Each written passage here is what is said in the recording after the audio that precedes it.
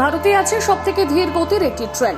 কচ্ছপের মতো চলে, পিঁপড়ের মতো হাঁটে, এর থেকেও জোরে ছোটে মানুষের পা, সাইকেলের চাকা। ট্রেনটির সামনে দাঁড়ালে কিছুই হবে না। মাত্র 46 কিলোমিটার অতিক্রম করে 5 ঘন্টায়। ততক্ষণে একটি রাজ্য ঘুরে আসা যায়। কি নাম ট্রেনটির? কত কিমিতে ছোটে এই ট্রেন? দেখুন ট্রেনটির 10টি অজানা ফ্যাক্ট। ভারতীয় রেলের সবচেয়ে ধীর গতির এই ট্রেনটির নাম নীলগিরি এক্সপ্রেস, যেটিতে চড়তে মুখিয়ে থাকে বহু মানুষ। এক নজরে দেখুন ট্রেনটির সম্পর্কে অজানা ফ্যাক্ট। 1. এই ট্রেনটি নীলগিরি মাউন্টেন রেলওয়ের অন্তর্গত। 2. ট্রেনটির গতি এতটাই কম যে মাত্র 46 কিলোমিটার দূরত্ব অতিক্রম করতে নেয় 5 ঘন্টা।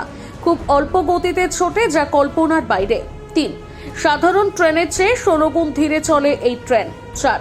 এটি একটি বাষ্প শক্তি চালিত ট্রেন। 5. ট্রেনটি কুন্নুর, ওয়েলিংটন, নাভডেল এবং ওটাকামুন্ড স্টেশনের মধ্য দিয়ে যায়। 6.